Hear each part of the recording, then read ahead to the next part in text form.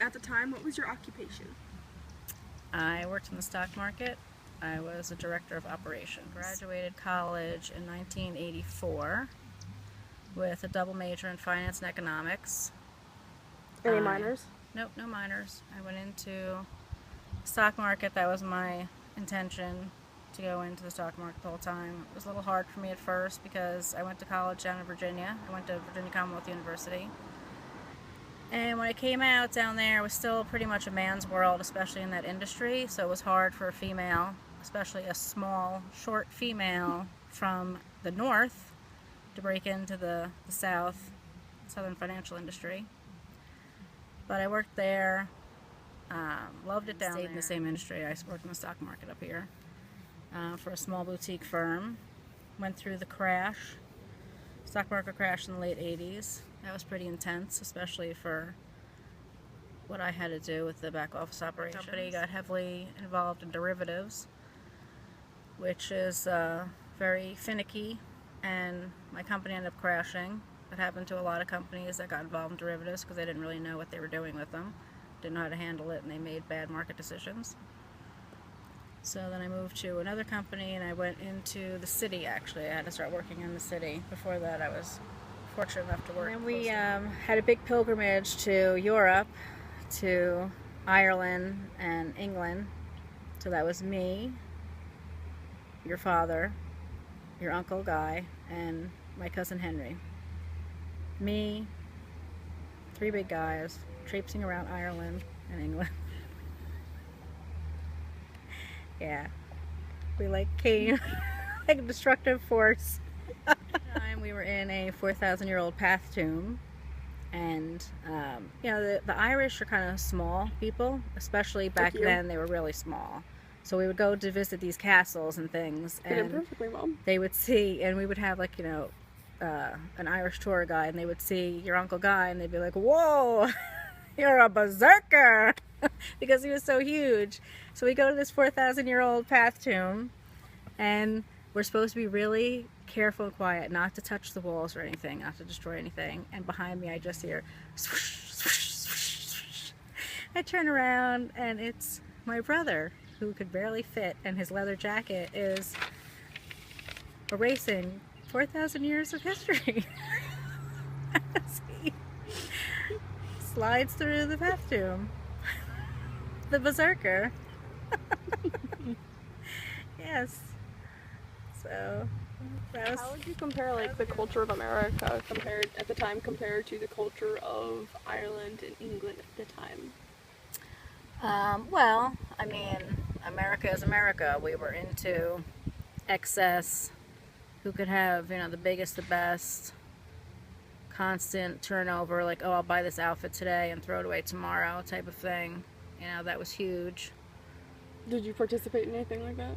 No, I mean, I'm a collector of the old. I love antiques, and I don't really get into, you know, the fashion of the moment and destroy and toss things out. But over in Ireland, it's totally different. You know, it was much simpler, slower pace. Things were, you know, used until you couldn't use them anymore. You know, they were used, they were worn out. It was wonderful.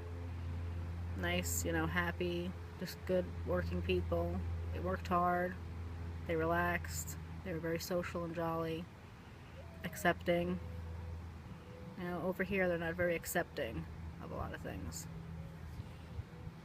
How would you say, if you came across someone, say, from, Mexico or any other civilization with their own culture and their own things, trying to assimilate into American culture, how would you have accepted it at the time, say if they were your neighbor or something? Oh, I would have been fine with it. I would have accepted them. You know, I think we all come from different walks of life, and everybody has their own good qualities and things to add and share, and that's how we learn from people. Do you think other people would have felt that way? No, definitely not. Absolutely not. How is the culture of, say, up here in New Jersey compared to down in Virginia?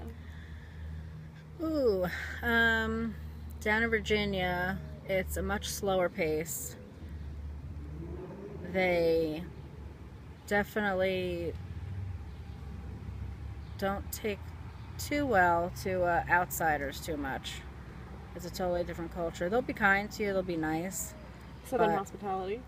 yes, the Southern hospitality. But, you know, when it gets involved in things like business, it was very hard for me, even with my degree, because number one, I was a female in a man's world, and I was a northerner down in the South in the financial industry. You don't mix money with, you know, some young kid. That's how I was perceived. Up here it was totally different. So up here they want the young hotshot. Down there they wanted the old stogie businessman. How was the before you graduated? How was the environment of your college?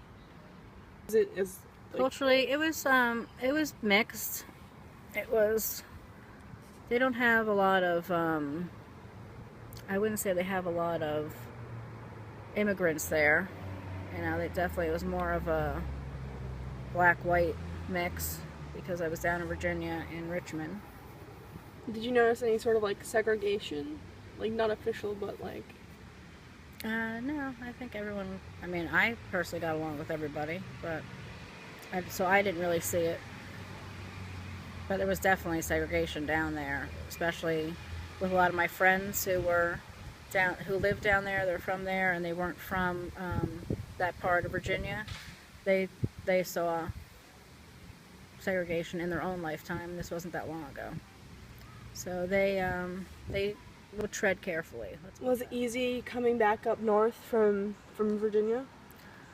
Well, I mean, this was home up here, so it was sad that I had to leave down there because I enjoyed living down there. I was down there for 6 years, and I got used to living that way down there in a much easier, slower pace. So it was a little hard up here because then you had to be, you know, very fast pace. Again, on top of your game. You know, remember I went right into the financial industry, so I had to be fighting constantly for what I want. But I moved up pretty quickly there because I knew what I was doing, and they valued that. They didn't financially value me as they would a man. If I was a man, I would have gotten paid much more.